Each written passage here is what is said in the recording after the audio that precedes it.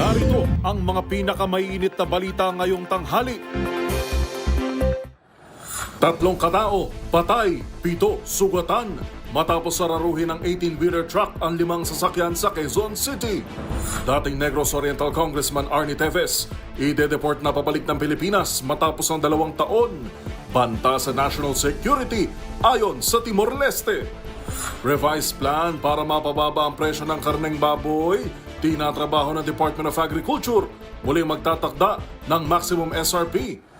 Sa MBC TV correspondents, pasahero, arestado matapos mahulihan ng higit 100,000 halaga ng illegal na droga sa Northern Samar Port.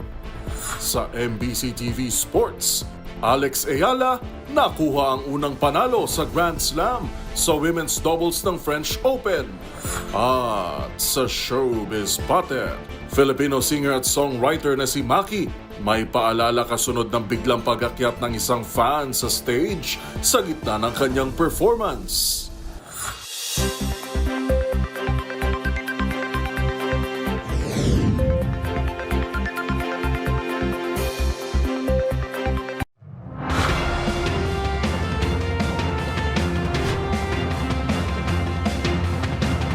Bawat balita, makabuluhan.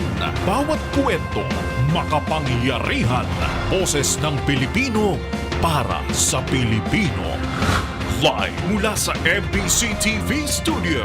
MBC TV Network News.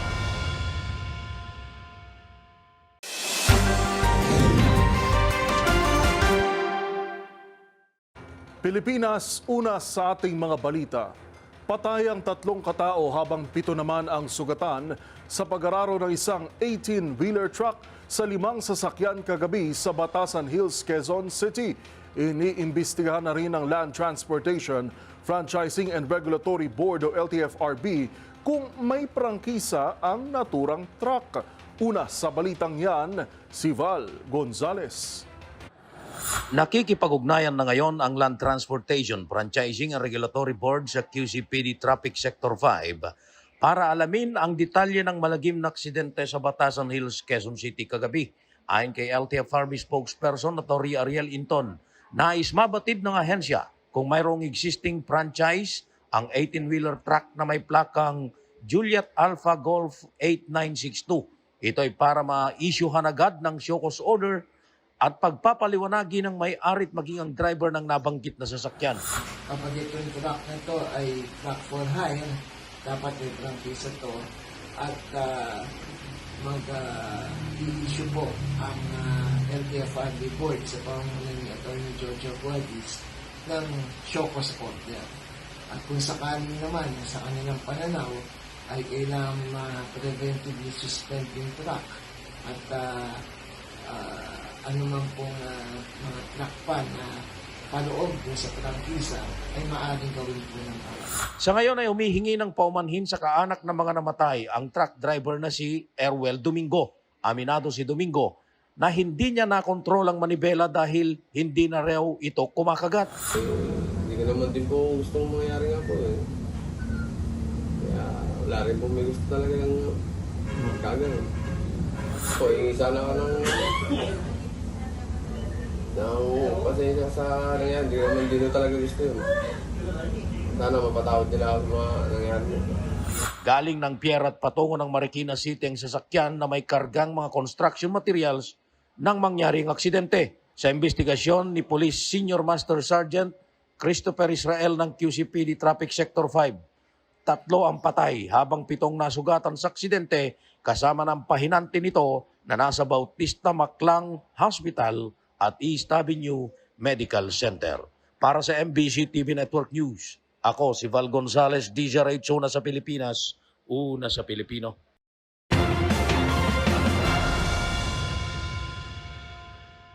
Samantala, isa ring malagim na karambola ang kinasangkutan ng 4 na sasakyan sa Baguio City kaninang madaling araw. 3 ang patay habang 1 naman ang sugatan sa hinihinalang aksidente na dulot ng human error. Tinutukan yan ni Romy Gonzales. Balita mula sa Baguio City, 3 ang nasawi at 1 ang nasugatan sa nangyaring karambola ng 4 na sasakyan sa Bukaucan Road dito sa lungsod. Ganap na alas 3:30 kanina madaling araw. Ayon kay Baguio City Police Office City Director Police Colonel Roel Tagal, nasangkot sa karambola ang isang Toyota Tamaraw FX, isang forward close van, isang Hyundai Tucson at isang Mitsubishi L300. Nagresulta ito sa pagkakasawi ng driver at 2 pasahero ng truck at pagkakasugat naman ng driver ng FX. Ayon kay Colonel Tagal, tinitignan nila ang anggulo ng human error na posibleng sanhi ng naturang sakuna. Kasabay ng patuloy na investigasyon na ipinapatupad ng Traffic Enforcement Unit ng Baguio City Police Office. Mga personnel ng Baguio City Police Office, 911 on call, Baguio City Fire Station Emergency Medical Service at City Disaster Risk Reduction and Management Office ang nagresponde sa naturang aksidente. Para sa MBC TV Network News, ito si Romy Gonzalez, una sa Pilipinas, una sa Pilipino.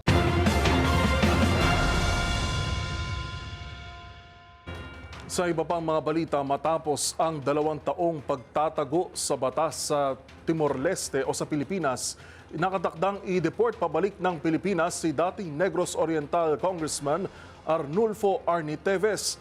Ayon sa kanilang Interior Ministry, maliban sa banta si Teves sa kanilang pambansang seguridad, nadudungisan din ang reputasyon ng kanilang bansa bilang taguan ng mga pugante. Una sa balitang yan, si Dustin Bayog. Nakadakdang ipa-deport mula sa bansang Timor-Leste ang in-expel ng mambabatas na si Arnulfo Arnie Teves Jr. na itinuturong mastermind sa pagpatay sa Negros Oriental Governor na si Roel Degamo. Sa inilabas na pahayag ng pamahalaan ng Timor-Leste, sinasabi nitong banta sa pambansang seguridad at interes kung mananatili pa ito sa kanilang bansa na isa rin daw disruptive factor sa relasyon nito at ng Pilipinas. Nabuo ang desisyon mula sa Ministry of the Interior dahil na rin umano sa pananatili nito sa bansa na walang valid visa, kawalan ng legal authorization na manatili at ang pagkakansela ng bansa sa kanyang pasaporte. Dagdag dito, nagkakaroon nito ng implikasyon sa kanilang bansa na nagiging taguan ng mga tumatakas sa krimen at natatapakan ng kanilang integridad sa paglaban nito sa transnational crime. Dahil dito, pinagbabawal na rin makapunta sa kanilang bansa si Teves sa loob ng 10 taon sa ilalim ng Migration at Asylum Law.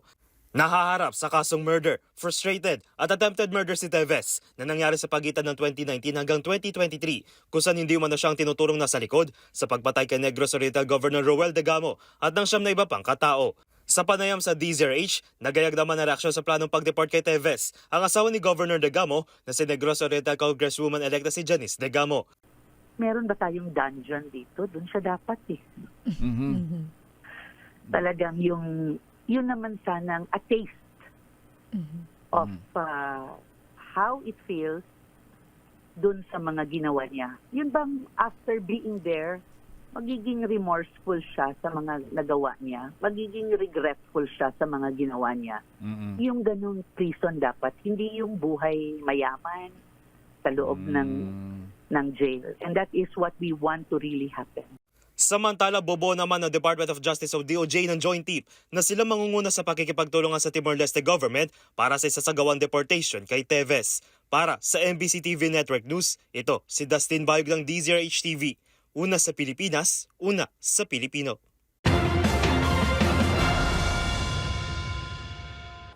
Sa kaugnay na balita, nakikipag-ugnayan na ang Department of Justice, National Bureau of Investigation o NBI at Bureau of Immigration o BI sa Timor-Leste hinggil sa deportation ni dating Negros Oriental Representative Arnie Teves. Habang nanawagan din ng legal counsel ni Teves na igalang ang kanilang karapatan sa oras na makalapag na ang kanilang kliyente sa bansa. Ang balitang yan sa pagtutok ni Boy Gonzales. Nagtungo na sa Timor-Leste ang mga representante ng Department of Justice, National Bureau of Investigation at Bureau of Immigration upang makipag-ugnayan sa pagbabalik sa Pilipinas ni dating Negros Oriental Congressman Arnulfo Teves Jr. Unang ikinatuwa ng DOJ ang naging desisyon ng gobyerno ng Timor-Leste na pauwiin sa ating bansa si Teves na naharap sa kasong murder at itinuturong mastermind sa pagpaslang kay Negros Oriental Governor Roel Degamo. Ayon sa DOJ, naglabas ang Ministry of the Interior ng Timor-Leste ng deportation na document laban kay Tevez kung saan hagad ng Justice Department na makabalik ng ligtas at nasa tamang proseso ang repatriation ng dating kongresista sa payag pa ng Presidency of the Council of Ministers ng Timor-Leste na itinuturing si Tevez na threat sa national security at public order kung saan nararapat nitong harapin ang mga kaso. Bukod pa ito sa walang legal na authorization si Tevez para manatili sa Timor-Leste.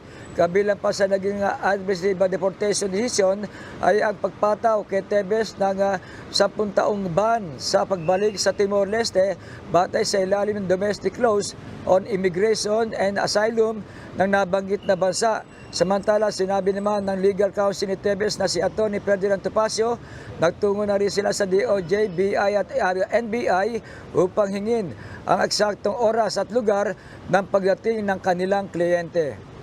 Para sa MBC TV Network News, ito si Boy Gonzales, una sa Pilipinas, una sa Pilipino.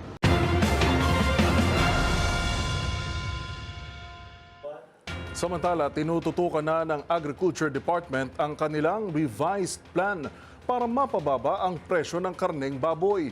At kabilang narito ang pagtatakda ng Maximum Suggested Retail Price o MSRP para sa karne ng baboy sa katapusan ng Hulyo o sa pagpasok ng Agosto.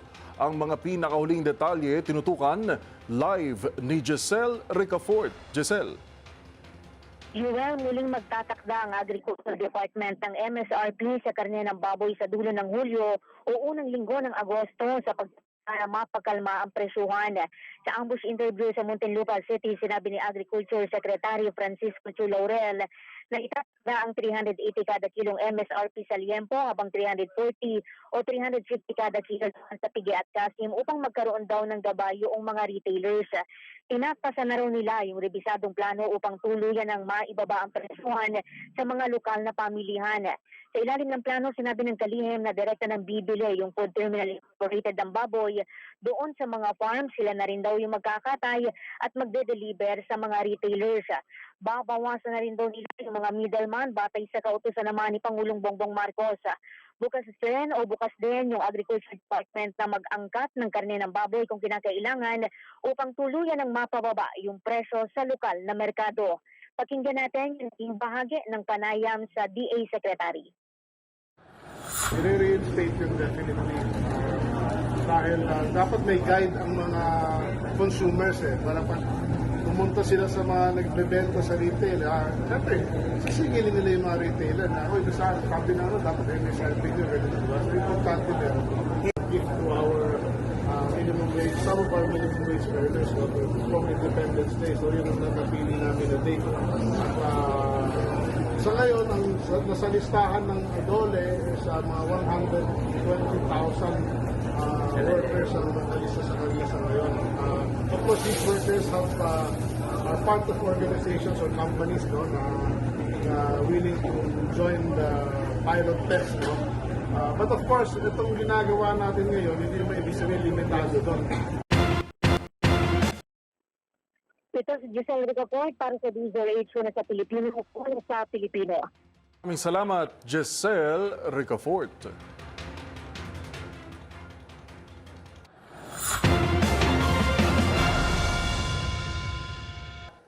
Samantala, shortage sa baboy dulot ng African Swine Fever o ASF ang nakikitang dahilan ng Food Terminal Incorporated o FTI sa pagsirit ng presyo ng baboy sa merkado.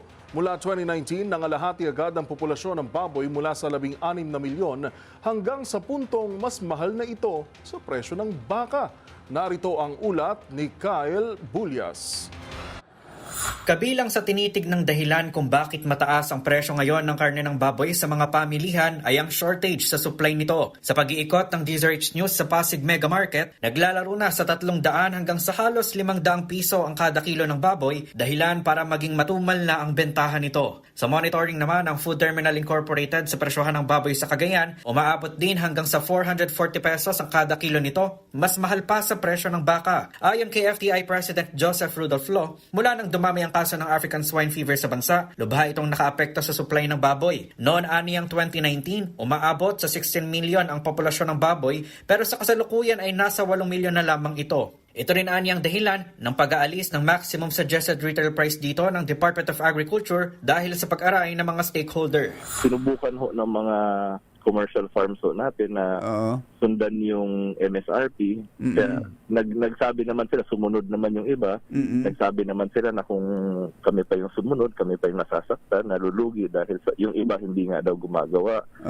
So nag-explain naman ho sila na may shortage talaga. Na-recognize naman po natin yun. Sa kasalukuyan, kabilang sa hakbang ng FTI para mapababa ang presyo ng baboy sa merkado ay ang partnership nito sa local units ng CP Foods ng Thailand kung saan ide-deliver na ng diretsyo sa mga slaughterhouse sa mga baboy sa halagang 230 pesos kada kilo. Doon na mismo kukuha ang mga retailer ng kanilang ibebenta, kaya naman ay mababawasan na ang gasto sa logistics. Noong Marso, umaabot sa 100 baboy kada araw ang nadadala ng CP Foods, pero sabi nilo, nasa 200 na ngayon ang nailalabas ng CP Foods kada araw. Bukod dito, makikipag-ugnayan din umano ang FTI sa DA para pag-aralan kung nararapat bang magtakda ng MSRP para naman sa mga imported na baboy. Para sa MBC TV Network News, ito si Kyle Bulias ng DZRH. Una sa Pilipinas, una sa Pilipino. Handa na ang Joint Anti-Kidnapping Action Committee ng Philippine National Police na siyang tututok sa pinaniniwalaang bagong pattern ng pandurukot o kidnapping sa bansa. Ayon kay outgoing PNP Chief Police General Romel Francisco Marbil, maihahalin tulad sa galawang sindikato ang dukutan na ngayon hindi lang naging transnational kundi ginagamitan na rin ng cryptocurrency. Ang mga detalye tinutukan ni Edniel Parosa. Formal nang inilunsad ng Philippine National Police ang Joint Anti-Kidnapping Action Committee o JACAC, katuwang ang iba pang ahensya ng pamahalaan. Ayon kay PNP Chief Police General Romel Francisco Marbil, layo nitong paigtingin ang pagtugon sa mga kaso ng pagdukot na nagiging transnational na at gumagamit ng cryptocurrency. Sa kanyang talumpati sa harap ng Filipino-Chinese community, maging ng mga representante mula China, Korea, Vietnam at Malaysia, inamin ni Marbil na mas komplikado at organisado na ang mga bagong insidente ng pagdukot. Nabanggit pa sa seremonya sa Campo Crame ang pagpatay sa Chinese businessman na si Anson Ke, kung saan idinaan ng ransom money sa casino junket operators. Gusto namin lahat ng mga agencies involved dito, from NBI to DOJ to AMLAC, kasi ito na po yung pattern ng kidnapping yun eh. Dati you just kidnap locally. Ngayon, ang nagkikidnap syndicate na. It's a huge syndicate na nagagamit na, nagmamoney launder. In fact, we have learned our lesson pagka napupunta sa crypto, napagka-crypto, kailangan namin yung AMLAC. Winelcome naman ng Federation of the Filipino-Chinese Chamber of Commerce and Industry Incorporated ang pagbuo sa JACAC, katuwang din ng AFP, AMLAC, NBI, PAOK, TAGCOR at iba pang ahensya ng gobyerno. Ayon sa presidente ng grupo na si Victor Lim, umaaray ang mga negosyo at namumuhunan na dahil sa banta ng kidnapping. Kidnapping has endangered lives, weakened investor and business confidence, and so fear of our communities. As responsible and law-abiding citizens, we must do something to ensure the security of our families and fellow Filipino. Tinawag ni General Marbil na historic at strategic milestone ang JACAC na harap sa mga bagong pattern ng naturang krimen. Para sa MBC TV Network News, ito si Edniel Parosa na DZRH. Una sa Pilipinas, una sa Pilipino.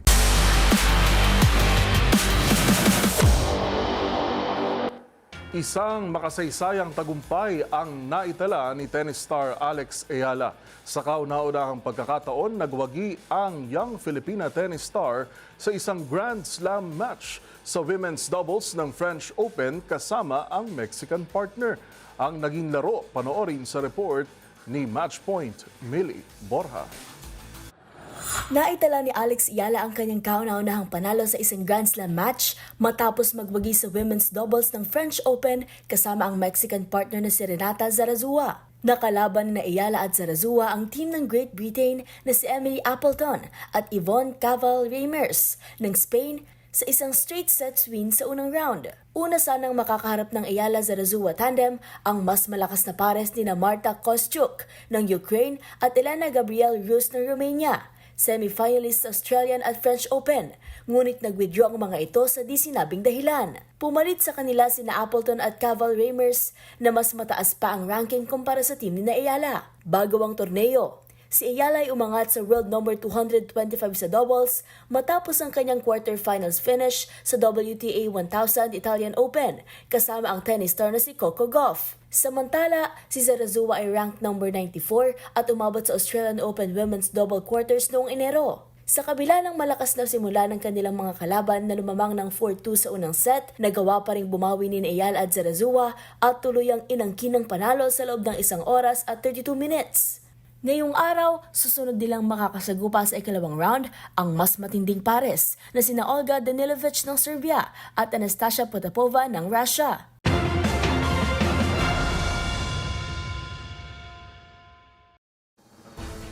Narito pa ang mga balitang dapat ninyong abangan. Kaapelido ng ilang senador, dumagdag sa listahan ng mga nakatanggap ng confidential funds mula sa OVP. Sa MBC TV Global, Hamas leader Mohamed Sinwar napatay na ayon kay Israel PM Netanyahu. Sa Showbiz Spotted, Lumpia Queen Abby Marquez itinanghal na Food Creator of the Year sa World Influencers and Bloggers Awards sa Cannes. At sa Hoy Bawal Yan, parusa sa mga lalabag sa National Cultural Heritage Act. Alamin, lahat ng yan sa pagbabalik ng MBC TV Network News.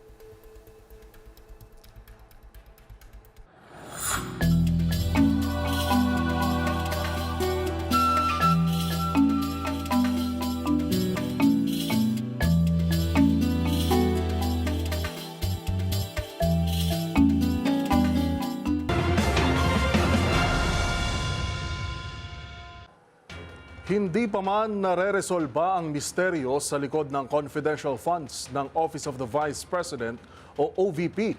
Nadagdagan pa ito ng ibang recipients kung saan lumalabas na kaapelyido ng ilang senador. Ang isa pa nga sa mga nadiskubreng pangalan, kaapelyido pa ni Senate President Cheese Escudero. Ang tugon dito ng isang kongresista, tinutukan ni Milky Regunan.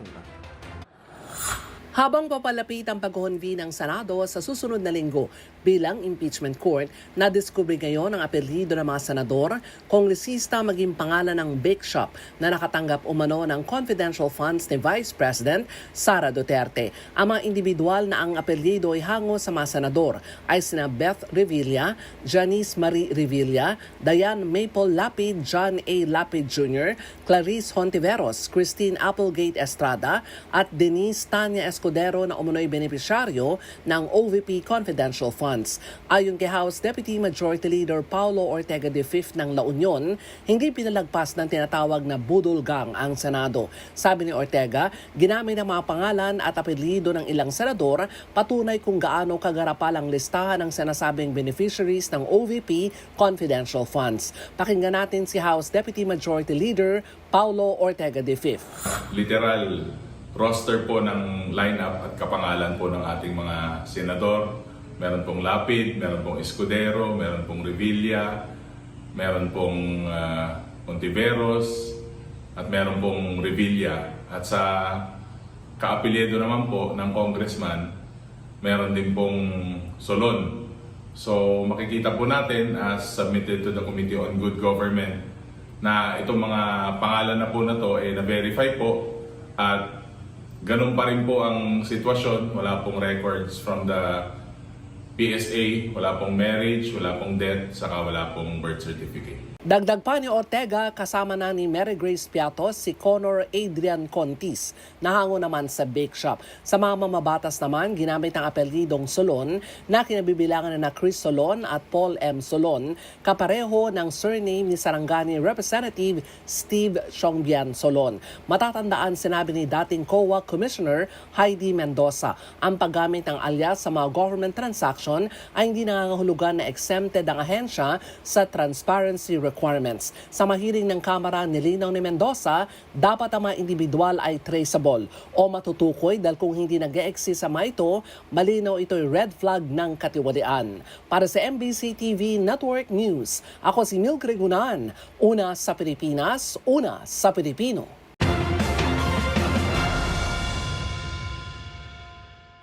Tumating na si Vice President Sara Duterte sa the Netherlands kasama ang kanyang ina na si Elizabeth Zimmerman at si Senator Amy Marcos. Ito'y matapos ang kanilang pagbisita at makisalamuha sa Filipino community sa Doha, Qatar. Inaasahang bibisitahin ni VP Sara si dating Pangulong Rodrigo Duterte na nakadetine sa The Hague at ipagdiriwang ang kanyang kaarawan kasama ang ama. Sa May 31 naman, inaasahang makikisalamuha sa mga Pilipino sa labas ng International Criminal Court o ICC ang Vice-Presidente at nakatakdang bumalik sa Pilipinas sa June 4. Samantala, sa larawang ibinahagi naman ni Senator Amy Marcos, nakipagkita ito kay Attorney Nicholas Kaufman, ang counsel ng dating Pangulo sa ICC. Ayon kay Senator Amy, may Marcos na natuto sa kasaysayan dahil alam nito ang pakiramdam ng mawalay sa sariling bayan.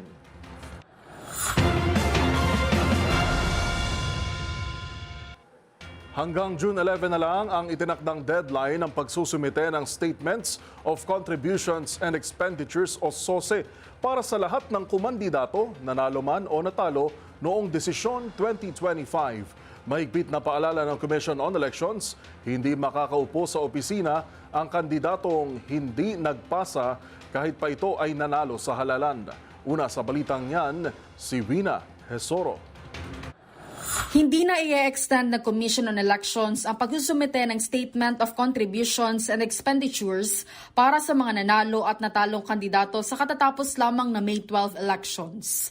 Sa panayam ng DZRH News kay COMELEC Chairman Attorney George Garcia, sinabi nito na sapat na ang kanilang ibinigay na 30 araw para isumite ang kanilang SOSE hanggang June 11 at hindi makauupo sa katungkulan ang mga kandidato na hindi nagpasa nito. Ayon kay Garcia, ang lahat ng SOSE na isasubmit ay ipapublish ng COMELEC sa kanilang website upang makita ng ating mga kababayan kung magkano ang ginastos ng mga tumakbo.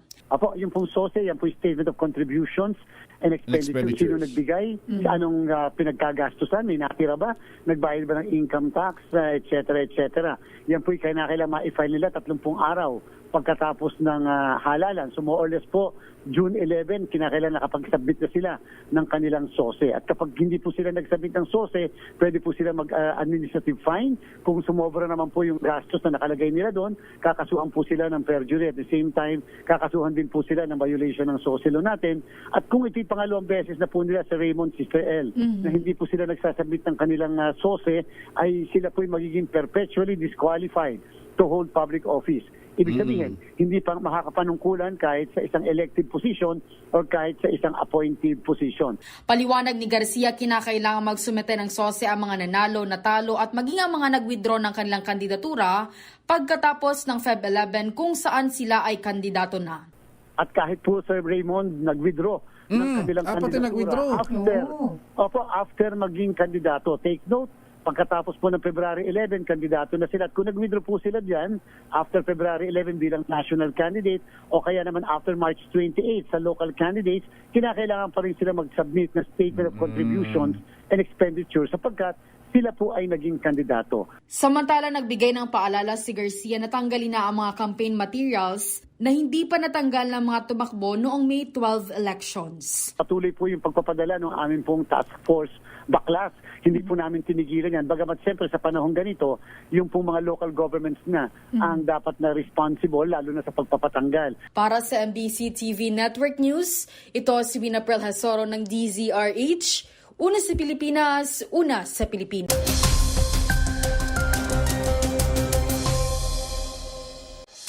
Pilipinas, sa paghina ng easterly southwesterly wind flow na ang tanging weather system na bumubugso sa malaking bahagi ng Western Luzon. Dahil dito, kapansin-pansin na maraming weather monitoring stations na ang natanggal sa lista ng heat index warning na inilabas ng Pag-asa. Kumpara sa easterlies, mahina hanggang sa malalakas na pabugso-bugsong hangin at ulan ang hatid ng southwesterly wind flow. Nagpapaulan ito sa Batanes at Babuyan Islands, pababa sa Ilocos Region kasama na rin ang Bataan, Zambales at Isla ng Palawan. Habang magiging maulap naman na may tsansa na pulupulong pag-ulan dito sa Metro Manila at sa nalalabing bahagi ng bansa, maliban sa Mindanao na maaliwalas ang panahon. Simula ngayong tanghali o mamayang hapon, malaking bahagi na rin ng Cordillera, Cagayan Valley at Visayas ang makakaranas ng localized thunderstorms. At sa mga maghahabol pa ng kanilang summer outing, abiso lang po na posible nang ideklara ng pag-asa ang tag-ulan sa pagpasok ng Hunyo. Samantala, speaking of pagbabago ng panahon, kaway-kaway naman sa mga nakagawian ng magtabi dyan ng resibo o screenshots. Alam niyo ba na ang screenshots ng Messenger ay pwede na rin gamitin ngayon bilang ebidensya sa korte? Tulad na lamang ng nangyari noong 2021 sa kasong Christian Cabias versus People of the Philippines, kung saan ibinasura ng Korte Suprema ang petisyon na nagsasabing labag umano sa privacy ang paggamit ng screenshots. Kabilang na rito ang mga larawan at mensahe na nilalaman ng chat conversation. Paliwanag ng Korte, ang right to privacy ay proteksyon mula sa gobyerno at hindi pwedeng gamitin laban sa pribadong individual. Ika nga nila, maghinay-hinay sa mga salitang binibitawan dahil hindi mo na ito mababawi.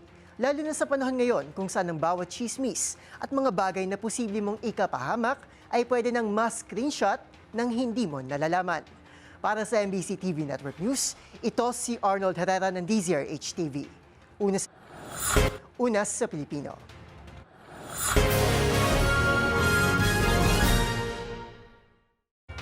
Samantala, kinumpirma naman ni Israeli Prime Minister Benjamin Netanyahu na napatay na umano nito ang presumed leader ng militanteng grupong Hamas na si Mohammed Sinwar, habang natagpuan naman ang 17 bangkay sa isang abandonadong bahay sa Mexico na sinasabing pugad umano ng krimen. Ang mga balita mula sa ibayong dagat tinutukan sa Global Headlines Report ni James Galange. Kinumpirma ni Israeli Prime Minister Benjamin Netanyahu na napatay na umano nila ang presumed leader ng militanteng grupong Hamas na si Mohammed Sinwar. Ayon kay Netanyahu, nasakop na nito ang halos buong rehiyon ng Gaza at sinabing kabilang din sa nasawi ay ang kapatid nito na siyang mga naging mitsa sa pagsiklab ng digmaan noong 2023. Itinanggi naman ng Israel ang mga alegasyon na dinadamay umano nila ang mga sibilyana. Magugulitan nagpatupad ng military expansion ng Israel sa Gaza bilang huling hudyat nito sa pagsupil ng mga nalalabing puwersa ng Hamas sa rehiyon. Samantala, natagpuan naman ang nasa 17 bangkay sa isang abandonadong bahay sa Guanajuato, Mexico na sinasabing naging pugad umano ng iba't ibang criminal violence. Ayon sa mga otoridad, na-recover din sa crime scene ng mga kutsilyo, machete, pick-axe at pala na ginamit umano bilang murder weapons. 5 sa mga naturang biktima ay dati nang nasa listahan ng mga nawawalang individual na matagal nang pinaghahanap. Ang Guanajuato isang kilalang tourist destination sa Mexico, ngunit isa rin sa delikadong lugar dahil sa mga gang at patuloy na pagtaas ng bilang ng mga drug trafficking incidents. At yan naman nakalap nating balita mula sa iba't ibang panig ng mundo. Para sa MBC TV Network News, ito si James Galange ng DZRH TV, una sa Pilipinas, una sa Pilipino.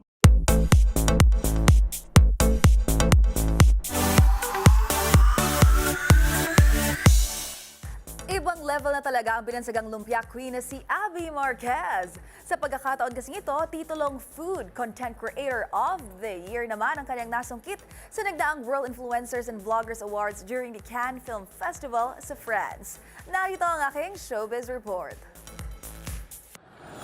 Muli na namang kinilala ang husay ng Filipina food content creator na si Abby Marquez.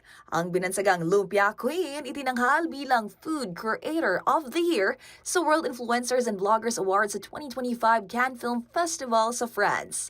Ang social media personality tila di makapaniwala sa panibagong achievement at representa ang Filipino food sa global platform. Bonus pa ang first time niya raw makarating sa Europa. Siyempre, di rin papakabog ang inirampang kasuotan ni Abby sa prestiyosong award-giving body. Ang kanyang red terno na gawa ng designer na si Joe Rubio, inspired niya sa Pinoy Spaghetti. Ilan nga sa mga ginamit ng pang-design ay isang gold-plated fork, you heard it right, tinidor at silk straps na nagsilbihan niyang pasta noodles, habang sa tray ng naturang custom gown ay mababasa ang paanyayang kain tayo. Samantala, special mention naman sa IG post ng 24-year-old food content creator ang kanyang family and friends, gini ng lahat ng mga nanonood at nag-share ng kanyang online contents.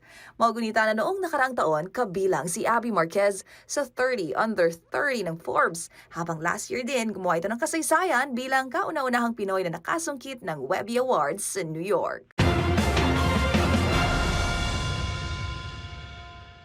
At sa aking pagbabalik, dilaw hitmaker na si Maki. Bakit nga ba biglang napatakbo sa gitna ng kanyang performance sa Sarangani? Manatiling nakatutok dito lang sa MBC TV Network News. BRB.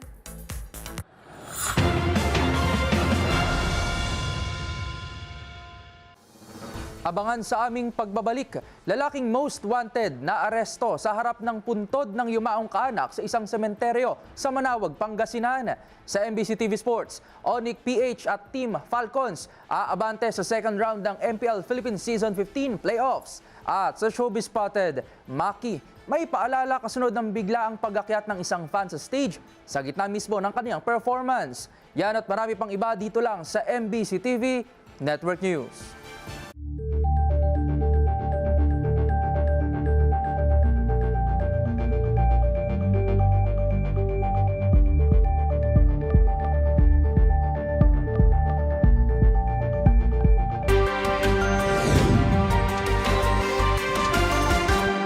Nasabat ng Sa pagpapatuloy ng ating balitaan, himas rehas ngayon ng isang pasahero matapos mahulihan ng higit sa 124,000 piso halaga ng ilegal na droga sa Northern Samar Port. Yan at ang iba pang mga rumarapidong balita mula sa probinsya, hatid ng iba't ibang istasyon sa ilalim ng MBC Media Group. Nasabat ng otoridad ang halagang 124,000 pesos na legal na droga mula sa isang pasahero ng Alin Port Terminal. Matapos ang paglulunsad ng interdiction operation ng PDEA ay nasabat na nakuha mula sa nasabing akusado ang 18 grams sa pinag-iinalang shabu. Kasama sa operasyon ng Alin Municipal Police Station, CGS Northern Samar at Field Operating Unit Eastern Visayas. Nahuli ito sa Santa Clara Port, Barangay Hubasan, Alin, Northern Samar. Ayon naman sa report ng PDEA, ang nahuli ay nakilalang si Alice Joel.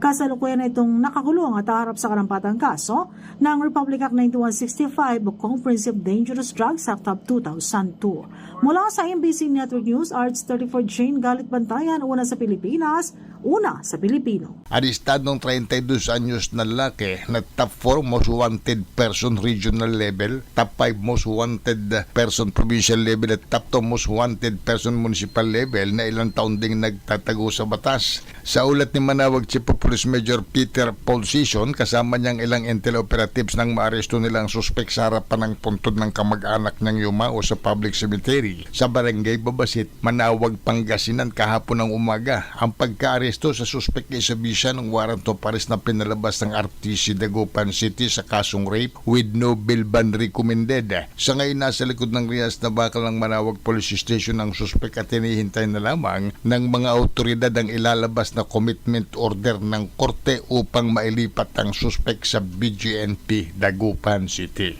Para sa MBC TV Network News, ito si Freddy Pajardo, Aris 38, una sa Pilipinas, una sa Pilipino. Ang mga natural cultural heritage site ay may mga lugar kung saan patuloy na dumadaloy ang ating mayabong na kasaysayan at kultura. Ito ay sa pamamagitan ng pagpapanatili ng buhay roon at pangangalaga sa kalikasan. Kaya naman, ngayong National Heritage Month, responsibilidad natin na proteksyonan ito. Ang sinumang maging sanhi ng pagkasira ay pagpapakita ng irresponsibilidad na maaring tumanggap ng kaparusahan. Ano nga ba ang mga parusang ito? Alamin sa report na ito.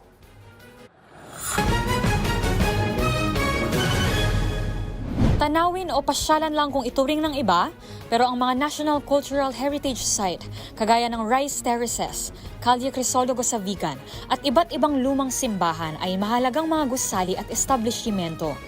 Ito kasi ang pisikal na representasyon ng kasaysayan ng bansa, at ito rin ang nagpapalitaw ng ating pagkakakilanlan. Dahilan din na vulnerable ang mga gusaling ito, una, bunsod sa katagalan ng pagkakagawa nito, At pangalawa, ang hamong dala ng kalamidad dito. Mas pinaigting ng pamahalaan ang pangangalaga nito sa pagsasabatas ng National Cultural Heritage Act of 2009. Layo ng batas na ito na isulong ang protection, preservation at conservation ng mga heritage sites sa bansa. Nakasaad sa Article 13 ng nasabing batas na ang pagsira, pagdemolish, pagbabago ng orihinal nitong mga katangian ay pinagbabawal. Hindi rin pinahihintulutan ang paghukay dito o panghalughog sa mga gusali ng walang pahintulot mula sa kinauukulan. Ang sino mang mahuli na gumagawa nito ay maaaring patawan ng multa na hindi bababa sa 200,000 pesos o pagkakakulong ng hindi bababa sa 10 taon. Maaari namang multa at pagkakakulong ang ipataw sa may sala, depende sa desisyon ng korte. Kung mayroon pa kayong nahuling ipinagbabawal na akto o kaya naman ay mayroon kayong reklamo, itag nyo kami sa DZRH. Hoy! Bawal yan!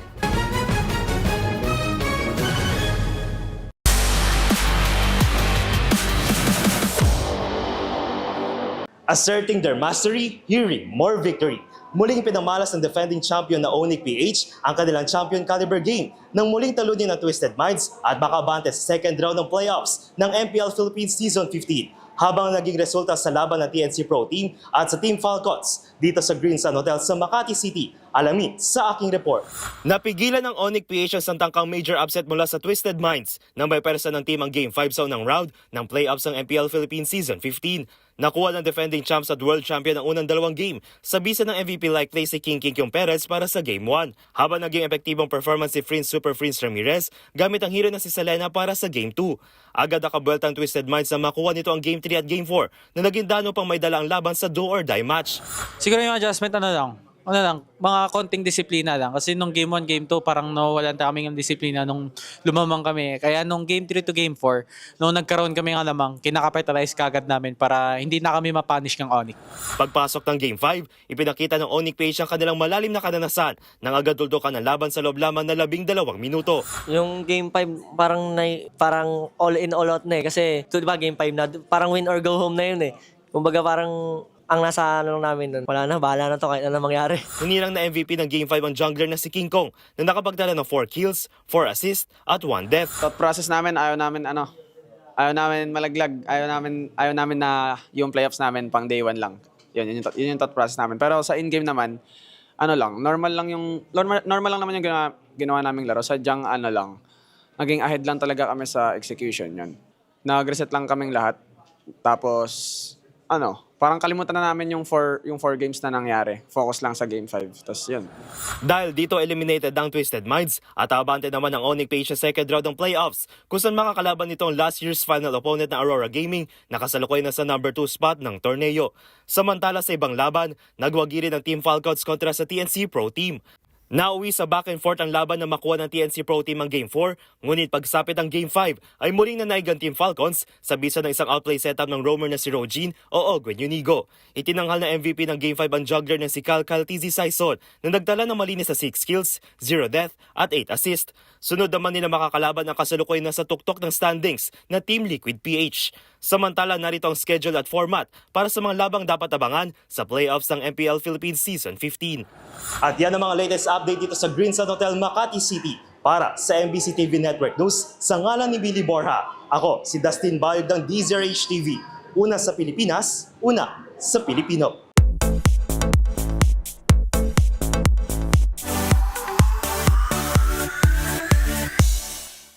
Nag-alala naman ang ilang fans sa naging karanasan ng singer na si Maki habang nagtatanghal sa isang fiesta sa Sarangani. Ito'y matapos biglang umakyat sa stage ang isang babae para magpa-picture. Kasunod naman yan, may paalala ang OPM artist sa mga tagahanga. Ang ito na eksena sa Showbiz Report na ito. Agad nag-viral online ang video ng isang eksena habang nagtatanghala ang OPM artist na si Maki sa nagdaang Sarangani Bay Festival. Dito kasi, isang babaeng fan ang biglang umakyat sa stage sa gitna ng dilaw performance ni Maki na makikitang napatakbo.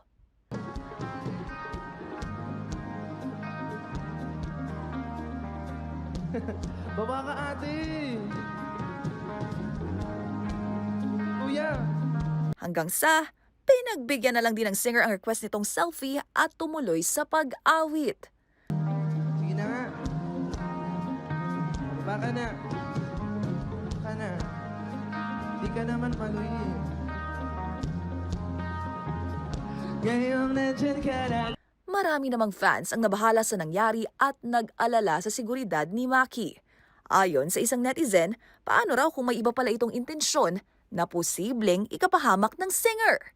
Sa isa namang post sa X o dating Twitter, tiniyak naman ni Maki na okay siya. Pero paalala ng Dilaw hitmaker, as much as gusto niyang makamayan at mapagbigyan ng mga nagpapapicture ng mga taghanga, ay kailangan daw maunawaan ng mga itong there's a right time for that. Bukod sa Dilaw, ilan pa sa mga nirelease na songs ni Maki recently ay Namumula, Bughaw at Soon, ang kanta na pinamagatang Kahel na Langit na inaasahang bahagi rin ng kanyang upcoming album na Color Coaster.